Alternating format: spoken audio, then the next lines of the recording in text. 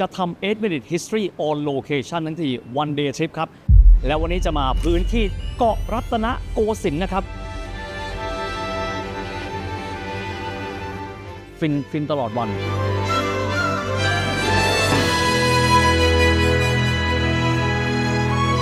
สิ่งที่คนโบราณสร้างเอาไว้คือสิ่งที่เป็นหนึ่งในมอเตอร์เศรษฐกิจยุคปัจจุบันนะครับสวยมากจากนั้นก็เลยเริ่มรู้สึกว่าคำว่าวัฒนธรรมอารยธรรมแปลว่าอะไร This is the Standard Podcast. Eye-opening for your ears. 8-Minute History.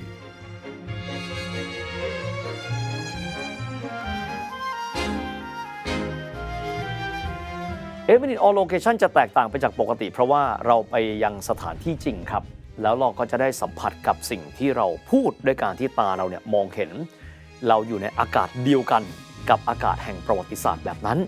เพราะฉะนั้นตัวภาพประกอบการเดินเรื่องเองมันก็จะดูเรียลมากขึ้นจริงๆก็อยากทำ on location หลายๆที่นะครับแต่ว่าเริ่มต้นจากสิ่งที่คิดว่าง่ายที่สุดก่อนและนั่นก็คือบ้านเรานี่แหละครับกรุงเทพมหานครทำไมถ้าจะเลือก on location ครั้งแรกต้องมาเลือกที่นี่นะครับเพราะว่าเป็นบ้านเกิดของเฮียใช้ชีวิตตั้งแต่เด็กจนโตที่นี่แล้วก็พื้นที่ตรงนี้เนี่ยเรามาตระหนักว่ามีคุณค่าทางประวัติศาสตร์มหาศาลนะครับเป็นพื้นที่ที่อยู่ตรงเกาะรัตนโกสินทร์ติดกับแม่น้ำเจ้าพระยาครับแล้วก็เป็นพื้นที่ที่ทำให้เราได้เห็นเนี่ยถึงอิทธิพลของวิถีชีวิตผ่านสายน้ำซึ่งหล่อหลอมให้ประเทศไทยจุดเริ่มต้นของยุครัตนโกสินทร์เริ่มต้นมาเป็นแบบวันนี้ครับสำหรับเหตุผลที่2นะครับเพราะว่าพื้นที่นี้ก็จะเป็นพื้นที่ตั้งนะครับของพิพิธภัณฑ์2พิพิธภัณฑ์นะครับบางคนบอก2ที่นี้ต่างกันยังไงจริงๆแล้วเนี่ย2สิ่งนี้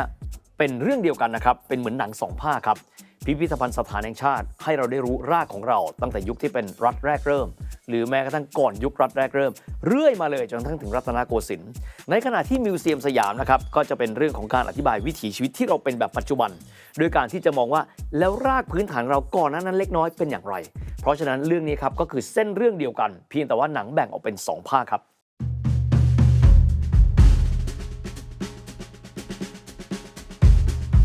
สถานีสนามชัยแห่งนี้ว่ากันว่าเป็นสถานี MRT ที่มีความสวยงามที่สุดเลยนะครับสถาปัตยกรรมและการตกแต่งภายในของสถานีแห่งนี้สอดรับกันไปกับบริบทภายนอกครับกล่าวคือมีการใช้สถาปัตยกรรมไทยเนี่ยมาเชื่อมโยงแล้วก็มาเป็นส่วนหนึ่งในการตกแต่งของตัวสถานี MRT ที่สนามชัยด้วยถ้าเราขึ้นไปด้านบนก็จะเข้าใจแหละครับว่าทำไมจึงเป็นเช่นนั้น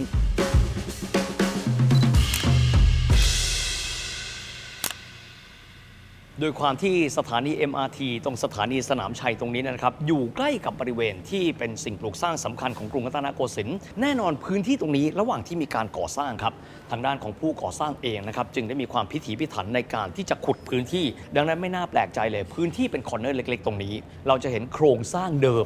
ตั้งแต่สมัยยุคต้นรัตนโกสินทร์กลางรัตนโกสินทร์ในพื้นที่สถานีสนามชัยกรุงรัตนโกสินทร์เนี่ยเราเริ่มต้นมาหลังจากภัยสงครามเนาะที่เราเนี่ยสามารถที่จะขับไล่พม่าออกไปจากสยามประเทศได้เพราะฉะนั้นยุคต้นเนี่ยเกาะรัตนโกสินทร์ก็จะถูกแม่น้ำล้อมรอบเพื่อเป็นการป้องกันตัวข้าศึกก่อนแล้วก็เป็นเส้นทางการคมนาคมของคนยุคนั้นเพราะว่าคนยุคนั้นเขายังไม่มีถนนไงก็เลยมีการขุดคลองเป็นเครือข่ายเส้นทางคมนาคมความมั่นคงการทหารการป้องกันประเทศศูนย์กลางการปกครองตั้งแต่เด็กจนโตเฮียได้ยินชื่อนี้มาตลอดเลยเกาะรัตนโกสินทร์อยู่มาตั้งนานไม่รู้เขาไปอยู่ตรงไหนแต่เอาเป็นแค่ว่ารู้ว่าเขาอยากจะพัฒนาพื้นที่เนี่ยที่อยู่ริมแม่น้ำเจ้าพระยาทั้งฝั่งตะวันออกคือฝั่งพระนครที่เรายืนตรงนี้กับฝั่งตะวันตกซึ่งเป็นฝั่งธนเนี่ยให้เป็นพื้นที่ที่สวยงามก็แน่นอนที่สุดแหละครับว่าก็ดึงนักท่องเที่ยวทั้งคนไทยต่างประเทศมาเป็นการชุบชีวิตขึ้นมานอกเหนือไปจากนี้จุดเริ่มต้นของการแพทย์ปัจจุบันของคนไทยก็คือโรงพยาบาลศิริราชที่บอกก็อยู่ด้านโน้นเลยพื้นที่ตรงนี้คือเส้นเลือดสายหลักของกรุงเทพมหานครแล้วถามว่าเส้นเลือดสายหลักนี้เนี่ยพาดผ่านตั้งแต่ตอนเหนือนะจดตอนล่างเนี่ยจุดนี้คือจุดที่เป็นแบบไพรม์ที่สุดแล้วอะตอนโตขึ้นน่ะตอนที่กลับมาจากต่างประเทศ30 กว่าเริ่มต้นเห็นแล้วเพราะว่าต่างชาติที่เราทำบริษัทฝรั่งนะเขาชอบมาแถวนี้เราก็ถามว่ามาทำไมมันก็ถามว่าทำไมไม่มา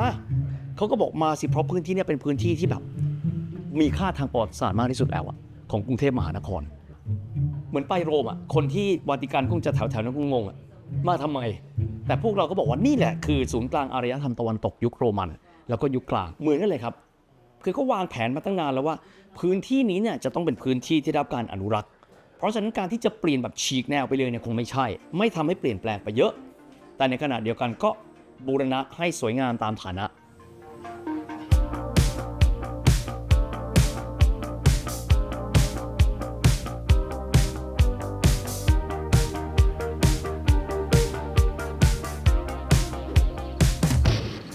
อาหารไทยน่าสนใจมากนะครับคนไทยถ้าเกิดว่าเรามามองหน้าตาเราเองนะครับบางคนเขานิยามเราว่าไงรู้ไหมครับหน้าตาเป็นจีนครับแต่ชื่อเป็นภาษาอินเดียครับ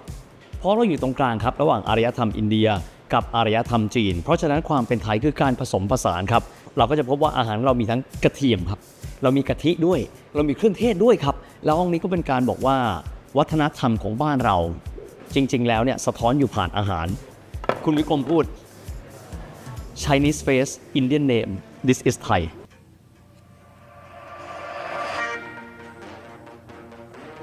พัฒนาการเสื้อครุยหลายๆมหาลัยนะครับก็จะมีครุยของบัณฑิตเนี่ยหน้าตาแบบนี้บางคนเรียกว่าครุยเทวดาทีนี้ก็บอกอันนี้จะเป็นวิวัฒนาการลองมาดูกันครับว่าเป็นไงว่าครุยเทวดาเริ่มมาจากไหนครุยขุนนางเปอร์เซียค่อยๆพัฒนาการมาปุ๊บเสื้อครุยราชทูตสยามสมัยอยุธยาเริ่มเข้าเขาละปุ๊บเหมือนเทวดาไหมครับคล้ายๆเทวดานี่ครุยนิสิตจุฬาลงกรณ์มหาวิทยาลัยทุกอย่างมีวิวัฒนาการครับครุฑนะครับสัญลักษณ์ของไทยเรามีวิวัฒนาการมาแบบนี้ตั้งแต่ครุฑสมัยถ้ามองแล้วก็เป็นอินเดียนะครับมาเรื่อยๆเป็นครุฑยุทธนาคมาเรื่อยๆหน้าตาคล้ายๆอันนี้ใครไปแถวอาคารไปรษณีย์กลางนะครับที่ตรงเจริญกรุงก็จะเห็นลักษณะของครุฑที่ผนวกกันกับครุฑฝรั่งเห็นไหมครับมีกล้ามเนื้อมีอะไรถัดมาเรื่อยๆครับจนกระทั่งมายุคปัจจุบันนี่ตัวอักษรไทยหลายคนถามว่ามาจากไหนถ้าเกิดใครจำยุคของพระเจ้าอโศกมหาราชได้นะครับแล้วก็จะมีเสาอโศกนะครับบางคนก็เรียกว่าองค์การของพระเจ้าอโศกมหาราชยุคนั้นก็เรียกว่าอักษรพราหมีเกิดมาผมก็เคยมารู้ว่ากว่าที่จะมาเป็นตัวอักษรไทยผ่านวิวัฒนาการกันมาเรื่อยๆแล้วเริ่มต้นไปเปิดไปอันแรกก็ตกใจนะครับกอไก่ตัวอักษรพราหมีของอินเดียจากนั้นก็จะเป็นอารยธรรมปาละวะของอินเดียเรื่อยมาครับวิวัฒนาการมาเรื่อยๆเลยกอไก่มอญโบราณกอไก่อยุธยาตอนต้นจนปัจจุบันกอไก่ปัจจุบันความซับซ้อนของภาษาไทยเองสามารถทำให้คนนี้เนี่ยมีรายละเอียดในการคิดวิเคราะห์นะครับก็เหมือนกันแหละครับจีนเองครับยุคหนึ่งเนี่ยหลี่ซิ่นซึ่งเป็นนักวรรณกรรมชาวจีนบอกว่าถ้าเกิดยังใช้ตัวอักษรจีนอยู่เนี่ยประเทศจีนจะไม่ไปไหนเพราะมันเฉยอยากให้ใช้ตัวอักษรโรมันมาแทนที่ปรากฏว่าโชคดีที่เหมาเจ๋อตุงไม่เชื่อตามนั้นให้ใช้ตัวอักษรจีนแต่แบบลดรูปหลายคนก็เลยบอกว่าตัวอักษรจีนนี่แหละครับก็เลยทำให้คนจีนมีความจำดีมีความซับซ้อนมีความละเอียดเพราะว่าต้องฝึกเขียนตัวหนังสือที่มีความซับซ้อนหลายพันตัวตลอดเวลาครับมาดูวิวัฒนาการสถาปัตยกรรมกันบ้างนะครับพระปรางครับดังที่ทราบนะครับว่าอารยธรรมที่เป็นอารยธรรมแบบพุทธนี้เนี่ยก็มีการพัฒนากันมายาวนานก็จะเริ่มต้นจากอารยธรรมทางด้านของอินเดียตอนใต้นะครับจากนั้นเห็นไหมครับปราสาทหินพิมายละจากนั้นก็จะพัฒนามาเรื่อยๆจากนั้นเข้าสู่ยุคที่เป็นอยุธยานะครับหน้าตาขององค์พระปรางเองก็จะเริ่มต้นมีวิวัฒนาการที่เป็นองค์ประกอบแบบไทยมากขึ้นวิวัฒนาการเรื่อยมานะครับจนกระทั่งในปัจจุบันนี้เราจะคุ้นมากๆเวลาที่เรานึกถึงองค์พระปรางในยุครัตนโกสินทร์นี่แหละครับก็คือพระปรางวัดอรุณราชวรารามราชวรมหาวิหารนะครับ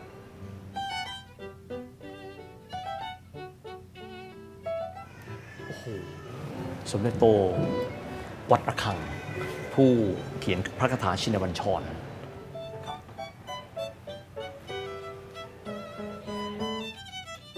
ห้องนี้เป็นห้องที่มีการจำลองท้องพระโรงนะครับว่าท้องพระโรงก็จะมีศูนย์กลางของจักรวาลคือเขาพระสุเมนสมัยเด็กครับตอนเรียนจำได้เลยบอกว่าโลกของเรานี้เนี่ยก็จะมีปลาอานนท์เนี่ยหนุนอยู่เพิ่งเคยเห็นภาพครับจะมีปลาอานนท์หนุนอยู่แล้วก็โลกเหล่านี้เนี่ยก็จะมีทั้งหมด4ทวีปเคยถามหลายคนทวีปอะไรก็คือชมพูทวีปอุตรกุรุทวีปบุพวิเทหทวีปแล้วก็อมรโคยานทวีป และจากนั้นก็จะมีสวรรค์จำได้ไหมครับสวรรค์ชั้นพื้นที่สุดเลยเขาเรียกจตุมหาราชิกาจากนั้นก็จะเป็นชั้นดาวดึงส์ไล่ไปเรื่อยๆนะครับในนี้ก็จะมีทั้งหมด6ชั้นส่วนชั้นที่7เนี่ยมีไหมเนี่ยเดี๋ยวผมต้องไปถามคนอื่นเขาก่อน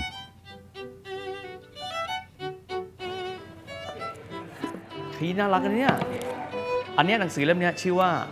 ประวัติศาสตร์ไทยยุคโบราณยุคปัจจุบันซึ่งประวัติศาสตร์ไม่ว่าจะเป็นกี่ปีผ่านไปก็คงเหมือนเดิมเพียงแต่จะละเอียดขึ้นน้อยลงอันนี้ก็แล้วแต่ระดับชั้นอันนี้ชั้นประถมศึกษาก็คงแบบเบสิกใช้เล่าเรื่องด้วยภาพเสียเป็นหลักจะยัดเข้าไปได้ไหมอ่ะสมัยเด็กๆเนี่ยเฮียตื่นเต้นมากครับกับเทคโนโลยีประเภทหนึ่งนั่นก็คือเครื่องคิดเลขครับเราเชื่อว่าเครื่องคิดเลขเนี่ยจะมาเปลี่ยนการเรียนตลอดไปแล้วเราก็บอกครูว่าดีใจมากเลยเราไม่ต้องเรียนคณิตศาสตร์แล้วเพราะเรามีเครื่องคิดเลขแต่ครูบอกว่าไม่ได้หรอกเพราะว่ามนุษย์ที่เก่งกว่าคือมนุษย์ที่สามารถคำนวณเลขและทำสมการได้ด้วยตัวเองไม่ต้องพึ่งเครื่องคิดเลขสมัยเด็กๆโกรธครูขนาดมากนะครับว่าครูเนี่ยเฉยเปรียบเทียบกับยุคปัจจุบันครับยุค AI มาแล้วคอมพิวเตอร์มาแล้วแต่ว่าแก่นสารหลักครับคือสมองมนุษย์ครับวันนี้เนี่ยเราอาจจะเห็นภาพแบบนี้เป็นภาพที่โบราณนะครับเราเรียนหนังสือแบบเล่มมาสักครู่นี้เนี่ยเราจะรู้สึกว่าเฉยจังเลยแต่ที่สุดแล้วครับการศึกษาเนี่ยมันคือการที่ทำให้เราเนี่ย exercise สมองเราบ่อยๆเพียงแต่ว่าเทคโนโลยีใหม่ๆนะครับอย่างที่เราเห็นนะสมัยก่อนเฮียงเรียนคอมพิวเตอร์จอตู้อยู่นะสมัยนั้นหรูมากเป็นเครื่องที่ทำให้เราเรียนรู้เร็วขึ้นครูสามารถสอนเด็กได้เร็วขึ้นเด็กคิดและวิเคราะห์ในโลกที่กว้างขวางขึ้นที่สุดแล้วครับการศึกษาและพัฒนาสมองตัวเองให้เก่งกว่า AI สำคัญเสมอครับและในมาที่ย่านเกาะรัตนโกสินทร์แล้วนะครับก็เลยขออนุญาตที่จะมาเยี่ยมบ้านที่เฮียเกิดมาแล้วก็ใช้ชีวิตอยู่ประมาณสัก20 กว่าปีเลยก็ตั้งแต่อูแวะมาแหละครับดูง่ายๆนะครับสีน้ำเงินเวียงไทยการแว่นนั่นแหละครับบ้านเฮียตรงนี้เองเนี่ยมีนัยสำคัญทางประวัติศาสตร์ด้วยนะครับเพราะว่าพื้นที่ตรงนี้ใกล้กับมหาวิทยาลัยธรรมศาสตร์แล้วทราบว่ามหาวิทยาลัยธรรมศาสตร์เนี่ยครั้งหนึ่งก็เคยเป็นศูนย์กลางนะครับของการเปลี่ยนแปลงทางการเมืองในยุคที่มีการเรียกร้องประชาธิปไตยคุณจำกันได้14 ตุลา 16แล้วก็6 ตุลา 19ตอนนั้นก็มีฝ่ายความมั่นคงมาแล้วก็พยายามที่ยิงขู่เพราะนักศึกษาเนี่ยเขาก็จะหนีจากธรรมศาสตร์นะครับแล้วก็มาตามระเบียงบ้านเขายิงขู่ให้ลงมายิงจากกำแพงวัดมหาธาตุตรงนี้แล้วก็ขึ้นไปชั้น2แล้วก็ชั้น3ตอนกระจกแตกเราขึ้นไปดูบ้านเราตอนที่จบไปแล้วอะทำไมหลังคาเป็นรูแล้วก็งงอ๋อเขายิงจากวิถีกระสุนด้านล่างสมัยนั้นไม่เหมือนนี้ครับเขาทำอะไรเราไม่รู้เลยบุคคลในเหตุการณ์ข้ามถนนไหม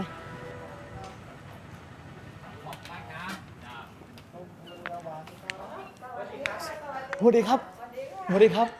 ขออนุญาตมาถ่ายพี่นุ่นวันดีพี่สิทธิ์วันดีพี่สิทธิ์ไม่แก่ลงเลยจริงเหรอจริง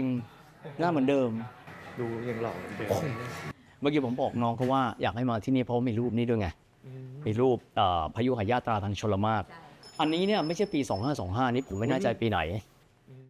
ถ้าถามเฮียประวัติศาสตร์ที่โดดเด่นที่สุดนะครับเกี่ยวข้องกับคนไทยกับสายน้ำเฮียมองย้อนกลับไปครับปีพุทธศักราช 2525 หรือว่า 1982 นั่นก็คือขบวนเรือพยุหยาตราทางชลมารเฉลิมฉลองกรุงรัตนโกสินทร์200 ปีครับ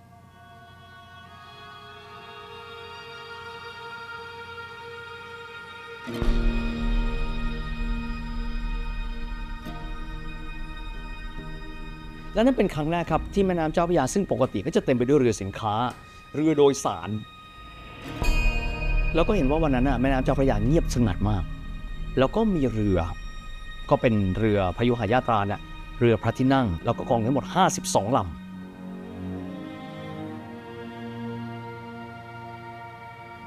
แล้วก็มีแค่เสียงเห่เรือ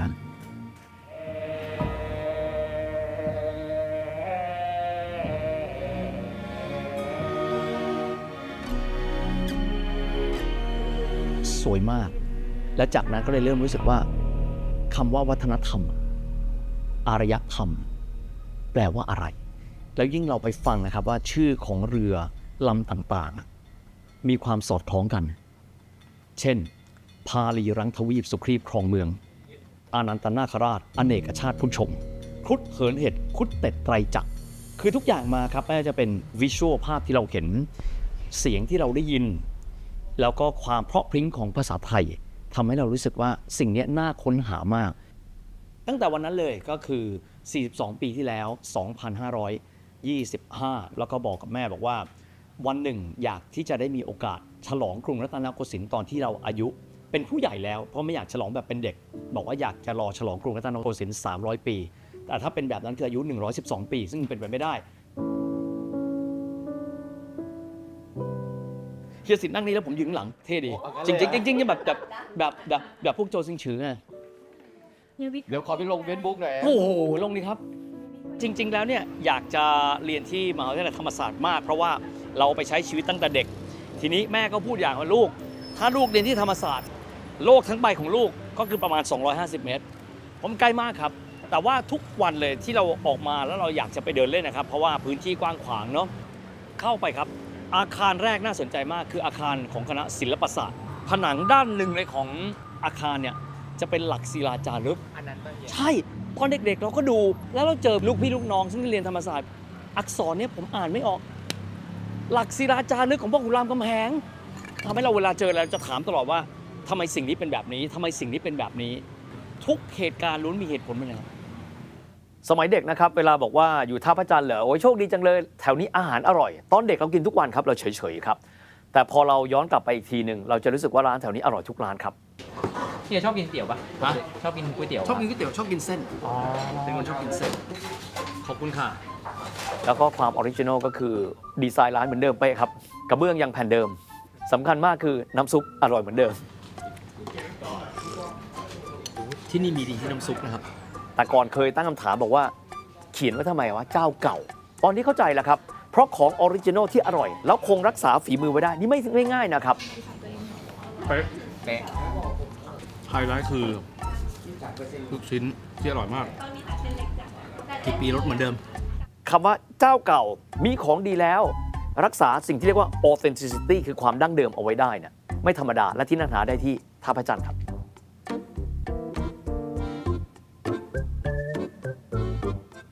เวลาที่มีคนเดินมาทักทายนะครับมีคนเดินเข้ามาขอถ่ายรูปด้วยเนี่ยจริงๆไม่ได้เคยดีใจกับตัวเองนะครับแต่ว่าดีใจที่ว่ามีคนไทยที่ชื่นชอบประวัติศาสตร์เยอะขึ้นเพราะฉะนั้นเราดีใจที่คนเห็นคุณค่าประวัติศาสตร์เพราะประวัติศาสตร์ไม่ใช่เรื่องอดีตครับแต่ประวัติศาสตร์คือสิ่งที่ทำให้คนมีตรรกะในทางความคิดผ่านกรณีศึกษาในสิ่งที่มันเกิดขึ้นมาแล้วเย้ขอบคุณนะครับเชียร์วิทย์มาสักพักแล้วอันนี้เรามาถ่ายตอน Days in History ที่พื้นที่เกาะรัตนโกสินทร์ครับหนูก็เรียนประวัติศาสตร์เหมือนกันเอาจริงป่ะที่ไหนครับหนูเรียนศิลปากรโดราณเมื่อกี้เพิ่งผ่านศิลปากรมาเมื่อสักครู่นี้พี่ขึ้นรถขบวนเมื่อกี้ป่ะคะไม่ใช่คือพอดีว่าเมื่อกี้เข้าไปแล้วออกมาเลยเข้าไปแล้วออกมาแล้วทำเหมือนกันตอนนี้เพิ่งเปิดรายการเดี๋ยวรอดูว่าตอนนี้สนุกมากขอบคุณที่ติดตามนะครับขอบคุณนะครับในมุมปกติความรู้สึกคือถ้าถามคนอายุขนาดเนี้ยเราไม่เคยคิดว่าจะมีวันนี้คำว่าวันนี้มีความหมายว่าวันที่คนอายุ50กว่าทำคอนเทนต์แล้วมีเด็กดูนั่นแหละการไปพิพิธภัณฑ์นะครับทำให้เราสามารถที่จะดีโคดหรือว่าถอดรหัสชีวิตของคนในยุคปัจจุบันได้ว่าทำไมคนปัจจุบันที่เป็นแบบนี้เนี่ยรากเดิมของเราเนี่ยเป็นอย่างไรเราจะได้สามารถที่จะ reverse engineer ได้โดยเฉพาะยิ่งเลยนะครับถ้าเกิดเราไปเที่ยวหลายๆที่ไปเนี่ย British Museum ที่ลอนดอนแองวาลิดเป็นพิพิธภัณฑ์ทางด้านการทหารของฝรั่งเศสพิพิธภัณฑ์สถานแห่งญี่ปุ่นที่โตเกียวแบบนี้เราจะเห็นได้เลยนะครับว่าชาติที่เขามีอารยธรรมจะทำให้เราถามตลอดเวลาว่าทำไมเขาถึงเป็นผู้ที่มีความคิดสร้างสรรค์ตลอดเวลาเขาคิดสิ่งนี้ได้อย่างไรแล้วพอกลับมาดูบ้านตัวเองเราก็เป็นบ้านที่มีอารยธรรมมายาวนานนับพันปีนะครับพระองค์เป็นใครและเป็นประติมากรรมสมัยใดครับรูปนี้คือพระนารายณ์ทรงปืนสร้างขึ้นในสมัยรัชกาลที่5โดยประติมากรชาวอิตาลีนะครับอัลเฟอร์โซ ทาเนอรีเป็นผู้ปั้นเอาไว้นะครับที่เรียกพระนารายณ์ทรงปืนก็เพราะว่าถือธนูนะครับอาวุธอะไรก็ตามที่มันยิงออกไปเนี่ยจะเรียกเป็นปืนหมดจะเป็นคันโซนก็เรียกว่าปืนครับถ้าเป็นปืนแบบฝรั่งก็เรียกปืนไฟในรอบมาทำประวัติศาสตร์8 นาที on location ครั้งแรกแล้วก็เลยจะใช้โอกาสนี้ในการเรียนรู้จากพิพิธภัณฑ์สถานแห่งชาติพระนครผ่านทางพันธรักษ์ของเราก็คือคุณไข่พนมกรนวสลาเสียเลยครับในระบบสมัยก่อนเนี่ยครับของในสังคมไทยจะมีการแบ่งส่วนกันอยู่3ส่วนที่เรียกว่าวังหลวงพระบรมราชวังวังหน้าพระราชวังบวรสามมงคลแล้วก็อีกส่วนหนึ่งคือวังหลังบริเวณนี้เองเนี่ยนะครับตรงนี้คือในส่วนที่เป็นเรียกว่าวังหน้าก่อนจะเข้าไปชมด้านในขอพูดถึงสถานที่ตั้งของพิพิธภัณฑ์สถานแห่งชาติพระนครกันก่อนนะครับว่าตั้งอยู่บริเวณเกาะรัตนโกสินทร์นี่แหละครับอยู่ใกล้กับเชิงสะพานพระปิ่นเกล้าฝั่งพระนครติดกับมหาวิทยาลัยธรรมศาสตร์ท่าพระจันทร์ สำหรับพื้นที่ตั้งนี้เนี่ยนะครับเป็นพื้นที่ที่แต่เดิมนั้นเป็นวังของกรมพระราชวังบวรสถานมงคลพูดง่ายๆเป็นวังของผู้ดำรงตำแหน่งเป็นวังหน้าหรือว่าอุปราชในช่วงรัตนโกสินทร์ตอนต้นหลายท่านอาจจะตั้งคำถามนะครับว่าวังหน้าคืออะไรคำตอบก็คือเป็นอุปราชครับเป็นผู้ที่พระมหากษัตริย์นั้นให้ความไว้วางพระราชาฤทัยเป็นรองพระเจ้าแผ่นดินพูดกันแบบภาษาสามัญแหละครับประเพณีนี้เนี่ยมีมาตั้งแต่สมัยอยุธยากันแล้วก็สืบต่อกันมาในยุครัตนโกสินทร์ก่อนที่จะมีการยกเลิกไปในรัชสมัยของรัชกาลที่ 5สำหรับอาคารแรกที่เราเข้าไปยังพื้นที่นี้ถือเป็นหนึ่งในไฮไลท์ของพิพิธภัณฑ์สถานแห่งชาติเช่นเดียวกันนะครับนั่นก็คือพระที่นั่งพุทธไทยสวรรค์ก่อสร้างขึ้นในต้นรัชสมัยรัชกาลที่ 1กล่าวขึ้นในปีพ.ศ. 2326จากนั้นมีการบูรณะกันมาต่อเนื่องจนถึงปัจจุบันภายในมีพระประธานคือพระพุทธสิหิงค์ที่อัญเชิญมาจากล้านนาตั้งแต่สมัยรัชกาลที่ 1เลยครั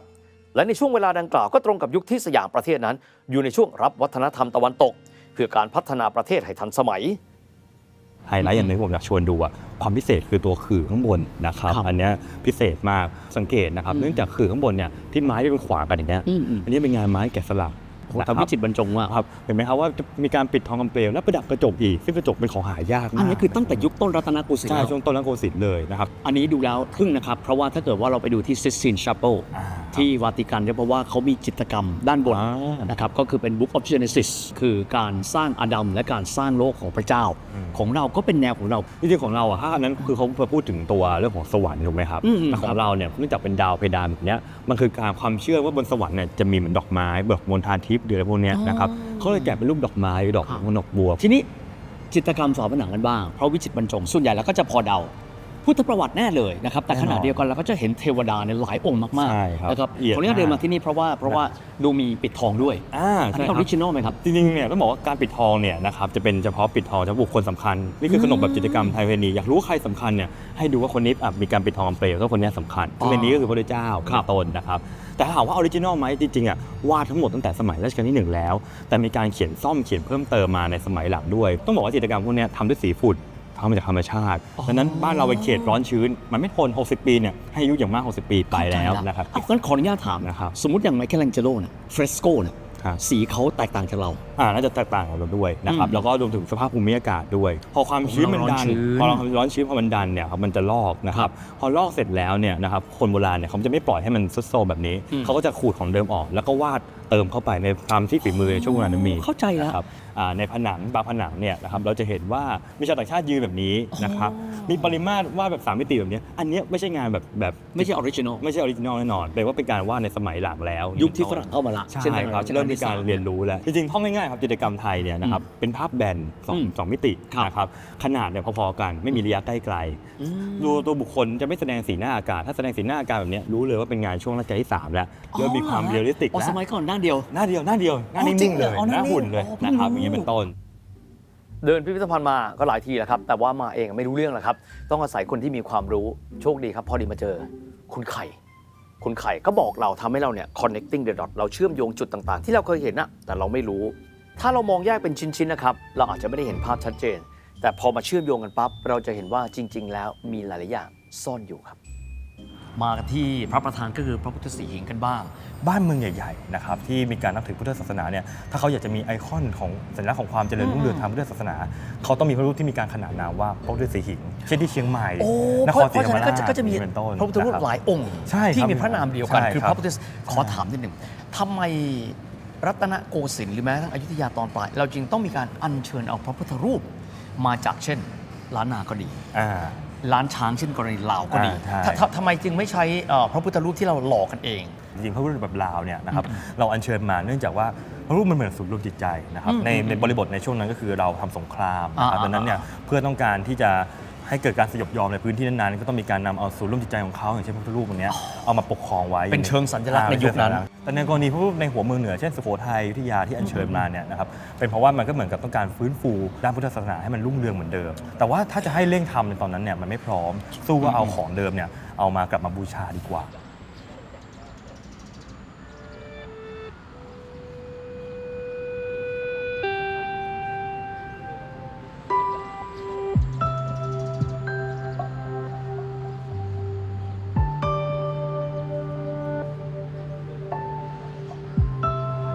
ต้นมะม่วงยักษ์ไม่เคยเห็นต้นมะม่วงใหญ่ขนาดนี้มาก่อนไม่กล้า ต้นมันใหญ่มาก ไม่กล้าสัมผัสใหญ่มากใหญ่มาก ใหญ่นะครับ โอ้นี่ก็ใกล้100 ปีละเพราะ ครับ ปีนี้ก็ เป็น100 2025ละ ใช่ เกือบ100 ปีละยังให้ผลอยู่ไหมครับ ให้ครับยังให้ครับ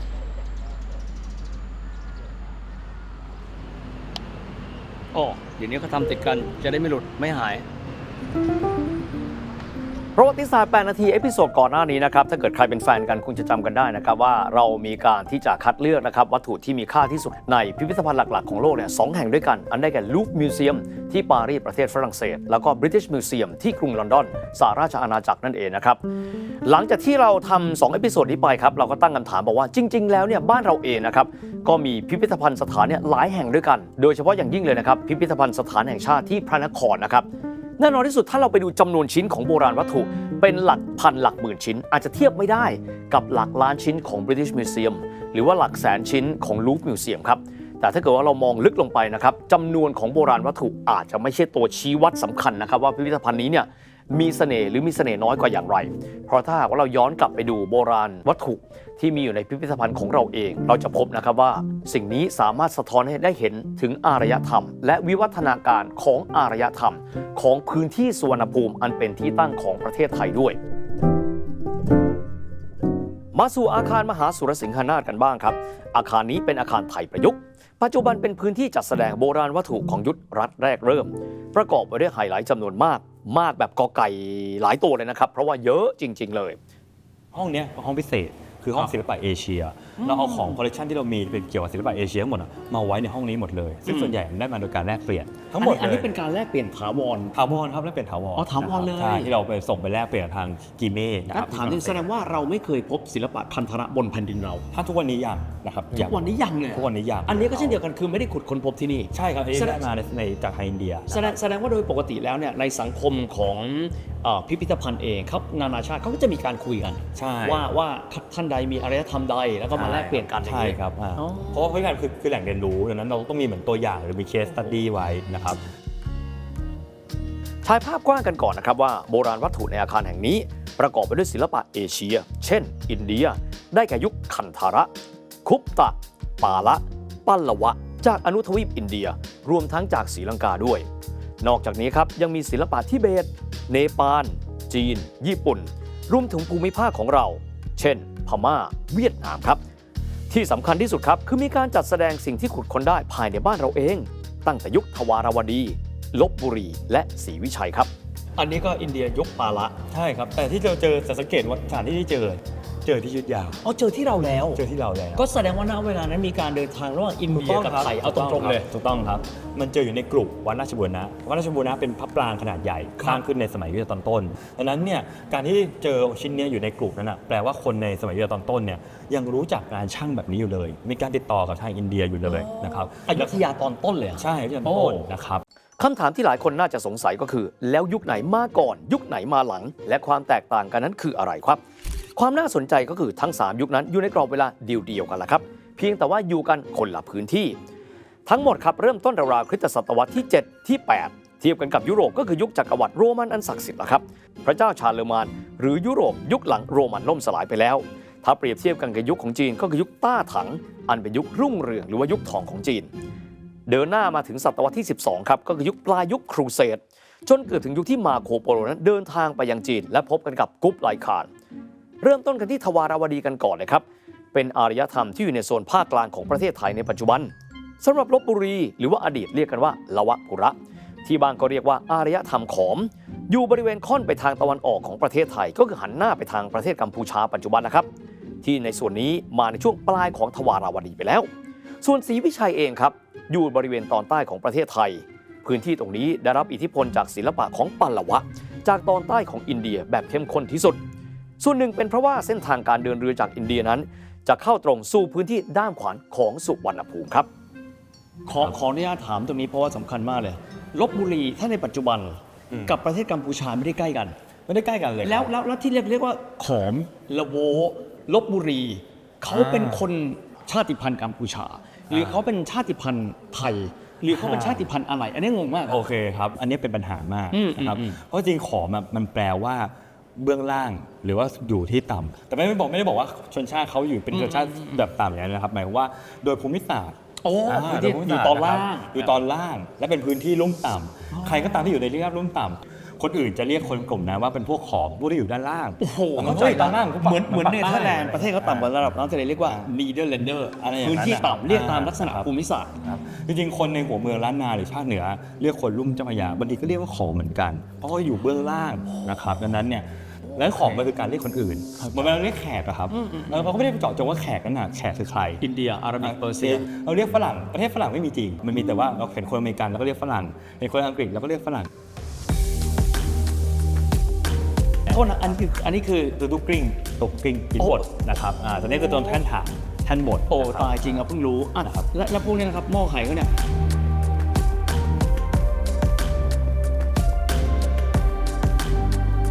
ห้องนี้เห็นแล้วห้องนี้มันโคตรตื่นเต้นอ่ะไฮไลท์ที่ห้ามพลาดก็คือธรรมจักรอันเป็นหินทรายแกะสลักเป็นธรรมจักรแบบโปร่งพร้อมกันก็มีประติมากรรมกว้างหมอบประติมากรรมนี้ถือว่ามีสภาพที่สมบูรณ์แบบและมีรายละเอียดการแกะสลักที่วิจิตรบรรจงเป็นอย่างมากโดยพบที่วัดเสน่หาจังหวัดนครปฐมโบราณวัตถุของโซนนี้เป็นโบราณวัตถุที่เราขุดค้นพบในบ้านของเราเองแล้วนะครับส่วนนี้โบราณวัตถุเราไม่ได้นำเข้าเหมือนกันกับโซนแรกสิ่งนี้เองสะท้อนซึ่งการพัฒนาอารยธรรมในแผ่นดินของเราเองด้วย เขาทำมาจากมีต้นแบบมาจากทางกงล้อหรือการหมุนไปข้างหน้านะครับสื่อถึงเรื่องของการเผยแผ่พระธรรมทีนี้ในตัวอักษรพวกนี้นะครับถ้าให้แปลโดยรวมก็คือปฏิจจสมุปบาทหรืออริยสัจสี่นั่นเองคือเป็นหลักธรรมนะซึ่งจะเป็นแบบเนี้ยเสมเลย อันนี้ค้นพบคู่กัน ชิ้นนี้ค้นพบคู่ ค้นพบคู่กัน และหลักธรรมอันแรกนะครับที่พระเจ้าทรงแสดงก็คือทำมาจากกระเป๋ามัตตนสูปด้วยมันก็จะคล้องกับปฏิมาของงานชิ้นนี้อยู่แล้วนั่นเองครับ เวลาศึกษาประวัติศาสตร์นะครับทุกท่านเราก็จะนึกถึงสุโขทัยเป็นหลักเนาะแต่จริงๆแล้วเนี่ยอารยธรรมบนแผ่นดินที่เรียกว่าสุวรรณภูมิก็คือพื้นที่ที่ตั้งของเมืองไทยเนี่ยเรามีอารยธรรมมาตั้งแต่ก่อนหน้านั้นแล้ว ผมไม่เคยรู้ว่าคนไทยมีอารยธรรมที่เจ๋งข โอ้ นาด มี นี้ มานานมากแล้วครับแล้วมีมานานมากนะ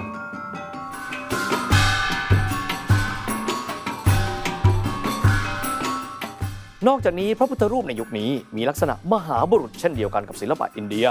เพราะว่าได้รับแรงบันดาลใจและก็แบบอย่างมาจากอินเดียโดยเฉพาะศิลปะอินเดียสมัยปาละ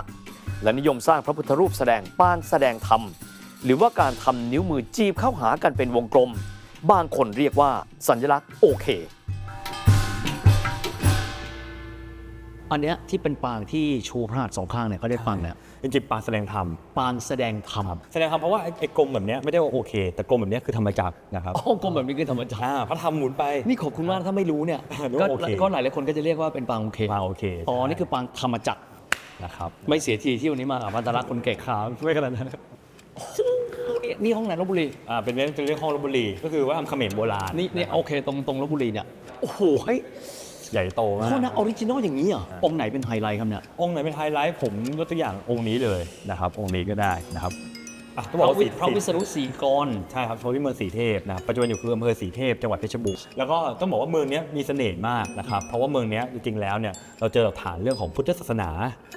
พราหมณ์และการบูชาพระสุริยะมี3ลัทธิใหญ่ๆอยู่ด้วยกัน อยู่ด้วยกันเลย ใช่ครับแล้วก็เจอปริมาณที่ค่อนข้างเยอะพอๆกันเลย ครับ มันแปลว่าเป็นเมืองที่มีความหลากหลายมากนะครับในประเด็นต่อมาคือเมืองศรีเทพเองเนี่ยมีร่องรอยกันอยู่ตั้งแต่สมัยก่อนประวัติศาสตร์แล้วนะครับแล้วก็ในสมัยประวัติศาสตร์เนี่ยอย่างช่วงเวลาเนี้ยก็มีคนอาศัยอยู่ด้วย เวลาเรียกบอกว่ายุคก่อนประวัติศาสตร์ของไทย ใช่ อันนี้คือกี่พันปีแล้วครับ โอ้ย้อนไปเรื่องถึงประมาณอย่างน้อย 3,000 ปีมาแล้ว อ๋อนี่คือยุคก่อนประวัติศาสตร์ จริงๆมัน และจุดตัดที่บอกว่านี่คือยุคประวัติศาสตร์ไทยคือตรงไหนครับ คือยุคที่เริ่มแหล่งโบราณคดีนั้นมีการพบตัวอักษร พบตัวอักษรและอักษรแรกเริ่มที่เราเจอในเมืองไทยคืออักษรอะไรครับ ส่วนใหญ่จะเป็นพวกอักษรจากทางอินเดียครับเทวนาครีบ้างปาละวะบ้าง ครับ แต่พอ นี่คือสมบูรณ์แบบอย่างที่เลย ใช่ครับอันนี้คือหล่อทั้งองค์เลย นี่พบที่ไหนครับจังหวัดอะไร อันนี้พบที่บุรีรัมย์นะครับที่บ้านฝ้ายนะครับ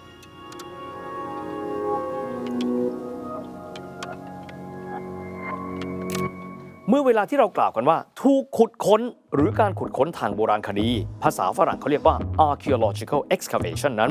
อาจจะถามว่าแล้วใครล่ะเป็นคนขุดก็เป็นปกตินะครับที่ยุคแรกๆตั้งแต่สมัยรัชกาลที่ 7 นี้นักโบราณคดีจากตะวันตกก็จะเข้ามาสำรวจต่อมาก็ได้มีการถ่ายทอดวิทยาการนี้ให้กับคนไทยจนเราเองครับมีทีมขุดค้นทางโบราณคดีเป็นของตนเอง ภายใต้การกำกับดูแลของกรมศิลปากรที่ทำให้เราได้พบนะครับว่าดินแดนสุวรรณภูมิของเรานั้นมีอารยธรรมที่งดงามอย่างยาวนานก่อนยุคสุโขทัยอันเป็นจุดเริ่มต้นของประเทศไทยแล้วเสียอีกครับองค์นี้คนพูดถึงค่อนข้างเยอะเลย Golden Boy ที่บอกว่าเราได้มาจาก Metropolitan สหรัฐอเมริกา ใช่นะครับนี่ก็เป็นวัฒนธรรมแบบเขมรโบราณนะครับที่แพร่กระจายอยู่ในบ้านเราด้วย มีการตกแต่งโดยการกระไหลทองเคลือบทองนะครับเอาประหลอดผสมทองคำนะครับเสร็จแล้วท้ายทั่วชิ้นงานเอาความร้อนไล่นะครับพอประหลอดมันระเหิดหรือมันระเหยไปเนี่ยก็จะเหลือแค่ทองคำติดกับผิวไว้ ก็เลยเป็นที่มาของชื่อเรียกลำลองในสื่อต่างๆที่บอกว่า Golden Boy Golden Boy หลายคนอาจจะสังเกตนะครับว่า Golden Boy อันเป็นประติมากรรมที่เรานั้นได้คืนมาจากพิพิธภัณฑ์ Metropolitan ในสหรัฐเมื่อเดือนพฤษภาคมของปี 2567 นั้นถูกจัดแสดงอยู่บริเวณนี้ด้วย Golden Boy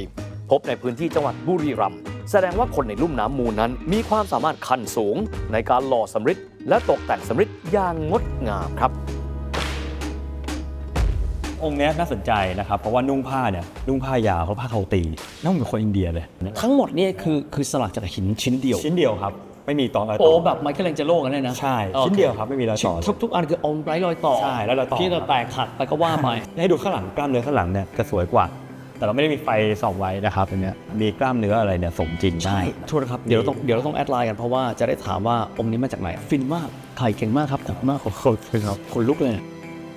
ค่อนข้างเซอร์ไพรส์นะครับเพราะว่าเวลาที่เราได้เจอพันธรักษ์หรือว่าคิวเรเตอร์เนี่ยเป็นการเปิดโลกใหม่ๆเลยนะครับแล้วก็พันธรักษ์ในยุคปัจจุบันเนี่ยเวลาคุยกับเราเนี่ยเขาใช้ภาษาเข้าใจง่ายๆครับแล้วเขารู้แล้วครับว่าคนที่มาเนี่ยรู้อะไรและไม่รู้อะไรและจะทำยังไงเนี่ยให้คนที่มาได้เห็นคุณค่าที่แท้จริงของประวัติศาสตร์มากขึ้น องค์นี้แหละผมว่าองค์นี้หลายคนน่าจะคุ้นนะครับองค์นี้องค์จริงเลยนะครับถ้าเราไปเห็นตามห้องพระครูปัทมะแปลว่าดอกบัวปาณีแปลว่าผู้ที่ถือคือเขาจะสื่อว่ารูปลักษณ์ก็คือคนที่ถือดอกบัวแต่ว่าพระกรหักไปแล้วหนึ่งในไฮไลท์ของห้องอารยธรรมศรีวิชัยก็คือประติมากรรมสำริดของพระโพธิสัตว์ปัทมปานีอวโลกิเตศวรที่คนไทยนั้นคุ้นตากันดีเพราะความประณีตบรรจงโดยเป็นประติมากรรมที่เหลือครึ่งองค์เชื่อว่าจริงๆแล้วเนี่ยมีเต็มองค์นะครับสำหรับประติมากรรมชิ้นนี้ขุดค้นพบที่อำเภอชัยยาจังหวัดสุราษฎร์ธานีขนมากเลยเหรอ อันนี้ขนมาทางเรือชิ้นใหญ่มากคนชอบบอกว่านั่งบนแท่นหัวกะโหลกแต่จริงผมจะบอกว่าผ้านุ่งก็หัวกะโหลกตุ้มหูก็หัวกะโหลกด้วยซ้ำครับถ้าดูดีเทลจริงๆแล้วแล้วก็ตัวมงกุฎก็รูปหัวกะโหลกด้วยไม่มีใครบอกได้นะว่าทำไมทำเป็นรูปดีไซน์แบบนี้นะครับแต่ว่านักโบราณคดีก็ตีความว่าก็พระคเนศเนี่ยเป็นโอรสพระศิวะผู้เป็นใหญ่เป็นเบอร์หนึ่งของบริวารพระศิวะใช่ไหมครับทีนี้เนี่ยพระศิวะเป็นเทพเจ้าแห่งความตายและการทำลายล้างอยู่แล้วดังนั้นท่านก็เลยมีสัญลักษณ์ที่เกี่ยวข้องกับความตายอย่างเงี้ยด้วยและนี่คือเทวรูปพระพิฆเนศแกะสลักจากหินภูเขาไฟขนาดใหญ่ที่รัฐบาลฮอลันดาที่ชื่อในปัจจุบันก็คือเนเธอร์แลนด์นั้นน้อมเกล้าถวายแด่พระบาทสมเด็จพระจุลจอมเกล้าเจ้าอยู่หัวรัชกาลที่ 5ระหว่างที่เสด็จประพาสชวาในยุคที่อินโดนีเซียนั้นยังเป็นเมืองขึ้นของเนเธอร์แลนด์ในปี 1896 พระโพธิสัตว์ถ้าบอกว่าพระโพธิสัตว์ในยุคนั้นเราชื่อในมหายานนะใช่ครับส่วนใหญ่เป็นมหายานหมดเลยครับในยุคนั้นครับเถรวาทก็มีเหมือนกันแล้วเถรวาทเรามาตอนไหนครับเถรวาทเนี่ยมาหนักจริงๆเนี่ยในช่วงคริสตศตวรรษที่ 12-13 แล้วตอนนั้นช่วงนั้นคือเกิดรัฐใหม่ๆขึ้นมาเช่นล้านนาสุโขทัยอยุธยารัฐโบราณเก่าๆมันเสื่อมสภาพลงไปหมดเลยรัฐโบราณเก่าๆเช่นพุกามก็นับถือมหายานเขมรนับถือมหายานผมเพิ่งรู้นะครับศรีวิชัยนับถือมหายาน3รัฐนี้มันล่มไปพร้อมๆกันเกิดรัฐใหม่ๆขึ้นมารัฐใหม่ๆขึ้นมาเวลาสอดแสวงหาพุทธศาสนาตอนนั้นพุกามแล้วมีอะไรที่เราไม่พุกามเมืองพระนครที่เขมรเสียมเรียบครับโอเคแล้วก็ศรีวิชัยครับนี่คือมหายานหมดแล้วเป็น3เมืองใหญ่มันแบบบิ๊กเบิ้มใหญ่ทั้ง3เนี่ยล่มสลายลงเพราะใกล้ๆกันการตั้งตัวของคนไทยกลุ่มใหม่ขึ้นมาเนี่ยนะครับก็คือสุโขทัยล้านนาอยุธยาใช่ไหมครับโคตรฟินแล้วทีนี้พอเขาจะไปสอดแสวงหาความเชื่อเนี่ยจะไปหาที่อินเดียเหนือก็ไม่ได้แล้วทางมุสลิมมาตีแล้วก็ต้องไปหาที่อินเดียใต้หรือลังกาเป็นเหตุผลว่าทำไมเราถึงรับอิทธิพลลังกาเยอะมากและลังกานับถือเถรวาทและบ้านเราก็เลยถือเถรวาทถึงวันนี้เปิดโลกมากขอบคุณมากครับมันสุดมากเวลาถามว่าคนไทยมาจากไหนนะครับดูจากโบราณวัตถุที่เราเห็นในพิพิธภัณฑ์ซึ่งเป็นการบอกว่ารากเราเนี่ยมาจากไหนเป็นคำตอบที่ดูง่ายนะครับแต่มันเป็นแบบนั้นจริงๆครับนั่นก็คือคนไทยคือจุดรวมกันของทุกอารยธรรมที่เข้ามาผ่านพื้นที่ที่ถือว่าเป็น4แยกทางอารยธรรมนั่นก็คือพื้นที่สุวรรณภูมิตรงนี้เพราะฉะนั้นถามว่าคนไทยคืออะไรคนไทยเป็นองค์รวมของทุกอย่างในภูมิภาคครับ อันนี้ตอบแบบคนอังกฤษนะพูดอย่างเงี้ย What are you We are combination of everything เกียร์เป็นคนชอบดูแผนที่นะครับแต่พอดูแผนที่นี้แอบสตันไปนิดหนึ่งเพราะว่าจุดสำคัญในโลกยุคปัจจุบันไม่ได้อยู่ในนี้ในขณะที่จุดที่เป็นหมุดหมายที่อยู่ที่นี่ตอนนี้อาจจะไม่ได้มีความสำคัญในศตวรรษที่ 21 ไปแล้ว รัฐโบราณในไทยนะครับในช่วงเวลาประมาณนี้ครับก็คือทวารวดีเนี่ยอยู่พื้นที่บ้านเราที่เหลือเป็นเมืองท่า โอ้สมัยนั้นคือเซ็นเตอร์สุดของเรา ใช่ ที่ทวารวดี ใช่ทวารวดีนี่เลย ความสำคัญข้างด้านบนคืออะไรครับเนี่ย เส้นทางการค้า เส้นทางการค้า ซึ่งมีตอนบกคือสีแดงแล้วก็สีน้ำเงินก็คือทะเลเมืองที่เกิดขึ้นส่วนใหญ่ก็คือเมืองที่มันเอื้อต่อการตั้งถิ่นฐานเพื่อเป็นคมนาคมนั่นเอง อะไรล่ะ ไกลถึงโรมเลยเราโยงไว้ อันนี้เส้นสีแดงด้านบนก็คือทางสายไหมบ้านเราครับเน้นเลยบ้านเราน่าจะอยู่ใกล้กับทางน้ำมากกว่า ภาพนี้ในเชิงของการถ่ายทอดอารยธรรมซึ่งกันและกันสายน้ำสำคัญยังไงครับสายน้ำเนี่ยเป็นปัจจัยสำคัญในการนำพาซึ่งตัววิทยาการความรู้วัฒนธรรมต่างๆเนี่ยค่อนข้างมากนะครับง่ายๆเลยครับเวลาเรียนประวัติศาสตร์ไทยเนี่ยเมืองที่อยู่บริเวณชายฝั่งเนี่ยมักจะโตก่อนไปก่อนแล้วที่เมืองที่อยู่ตอนในนะครับจะมีพัฒนาการที่ช้ากว่าเมืองที่อยู่ตามชายฝั่งเพราะว่าอาจจะทางทะเลเข้าไปไม่ถึงเสน่ห์เลยก็คือว่าเมืองที่อยู่ตามชายฝั่งเนี่ยการทำประติมากรรมหรือว่าหลักฐานทางโบราณคดีมีความคล้ายกับทางต้นฉบับเช่นอินเดียนะครับแต่ในขณะที่เมืองที่อยู่ตอนในเนี่ยบางครั้งเนี่ยเหมือนเอาไอเดียไปแต่รูปแบบแบบเหมือนจะทำกันเองในพื้นเมืองชายฝั่งเรียก first hand แต่ว่ากันได้คล้าย first hand เยอะ first hand ครับแต่ดีทำให้เราได้รู้ครับว่าเรื่องของการเดินทางของอารยธรรมเราส่งและรับอิทธิพลกันอย่างไรบ้างและถ้าใครสนใจรับชมความสวยงามของพื้นที่สีฟ้ากับทางคริสตัลที่จะเป็นพื้นที่ฮีลใจให้ทุกคนรวมถึงกิจกรรมดีๆจากทางคริสตัลสามารถแอดไลน์ @Crystal Drinking Water ได้เลยนะครับ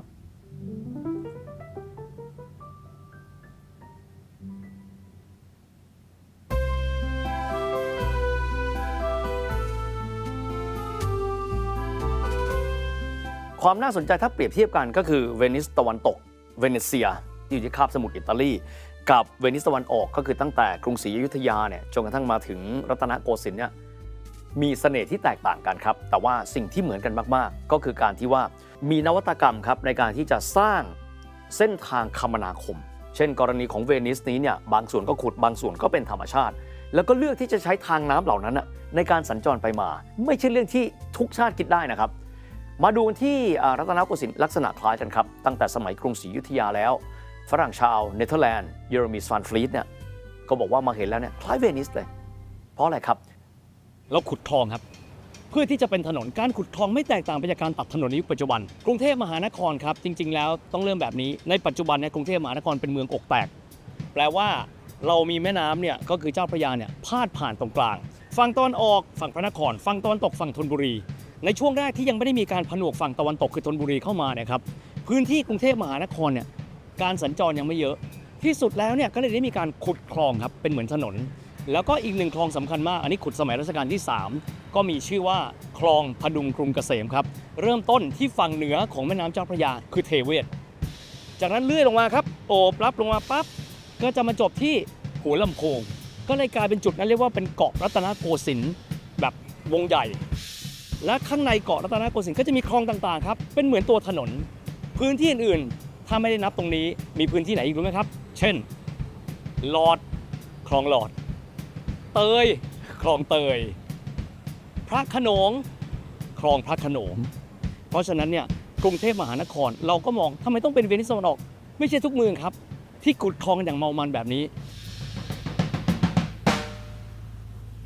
พื้นที่ที่เฮียนั่งชิลกับทีมงานตอนนี้นะครับก็คือพื้นที่ที่เรียกกันว่าท่าเตียนครับสำหรับท่าเตียนเองนะครับก็อยู่ฝั่งพระนครก็อยู่ฝั่งตะวันออกของแม่น้ำเจ้าพระยาแหละครับถ้าว่าเรานั่งที่นี่หันไปด้านหนึ่งครับเราจะเห็นวัดโพหรือวัดพระเชตุพนวิมลมังคลารามในขณะที่หันหน้ามองไปทางทิศตะวันตกของแม่น้ำเจ้าพระยาเราก็จะพบกับวัดอรุณราชวรารามนั่นเองนะครับตรงนี้หลายคนก็ตั้งคำถามบอกว่าแล้วท่าเตียนนี้เนี่ยตกลงแล้วเนี่ยมีตำนานมาจากอะไรเหตุไฉนจึงมีชื่อว่าท่าเตียนมีตำนานแบบนี้ครับว่าวัดทั้งสองวัดนี้ก็คือวัดพระเชตุพนคือวัดโพเดิมชื่อว่าวัดโพธารามนี้เนี่ยก็จะมีประติมากรรมคล้ายกันกับรูปยักษ์ในขณะเดียวกันครับวัดอรุณราชวรารามชื่อเดิมชื่อวัดบางมะกอกต่อมาเนี่ยสมเด็จพระเจ้ากรุงธนบุรีหรือพระเจ้าตากสินเนี่ยทรงขนานนามว่าวัดแจ้งก็จะมีประติมากรรมที่เป็นยักษ์เหมือนกันและยักษ์2ตนนี้จาก2วัดนี้เกิดมีข้อพิพาททะเลาะกันครับแล้วก็เลยได้มีการรบรากันกล่าวคือง่ายมียกตีกัน ที่พื้นที่ที่อยู่ตรงกลางระหว่างกัน นั่นก็คือพื้นที่ท่าเตียน เขาทะเลาะกันอะไรเฮีย จำไม่ได้รู้แต่คนหนึงไปยืมเงินอีกคนหนึงจะจำไม่ได้ ยืมเงินกันเหรอยักษ์เนี่ยนะ เคยได้ยินคำว่าราบเป็นหน้ากลองไหมครับ นั่นคือคำว่าเตียนไงครับ มีความหมายว่ารบจนกระทั่งพื้นที่ดังกล่าวไม่เหลืออะไรเลย แต่ว่าปัจจุบันไม่เตียนนะครับ เพราะว่าเต็มไปด้วยร้านอาหารร้านค้าเดิม แล้วก็นักท่องเที่ยว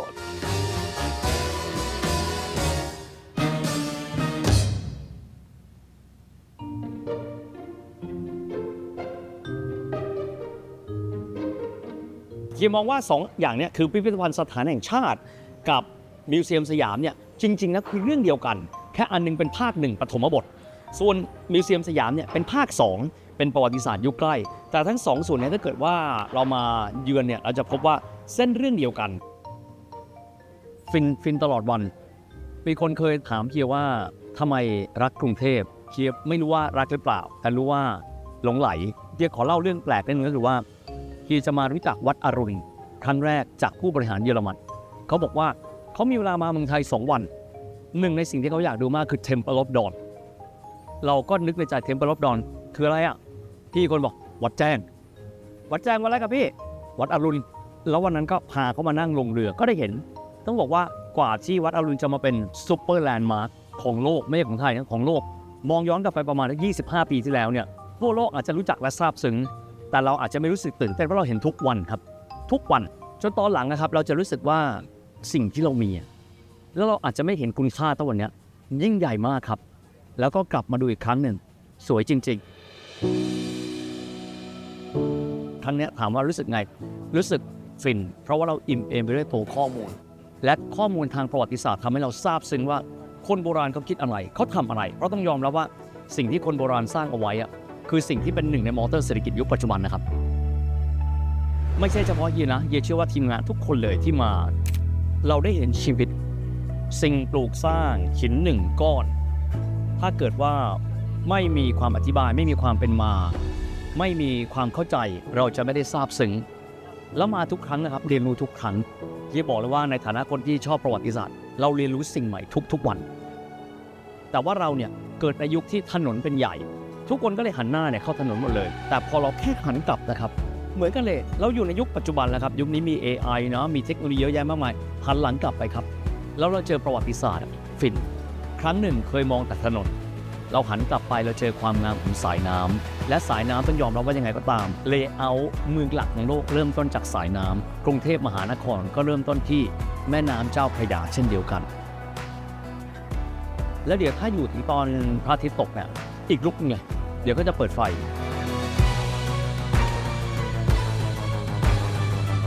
พื้นที่อย่างนี้ก็คือพื้นที่สุวรรณภูมิซึ่งเป็นที่ตั้งของประเทศเราเวลานี้จริงๆแล้วเนี่ยเป็นปูอารยธรรมที่สำคัญมานับเป็นเวลาเป็นพันปีละมันทำให้เราได้คิดครับว่าคนชาติเราเนี่ยเขาเริ่มต้นคิดสร้างอารยธรรมมายังไงและสิ่งนี้ส่งผ่านมาถึงเราเนี่ย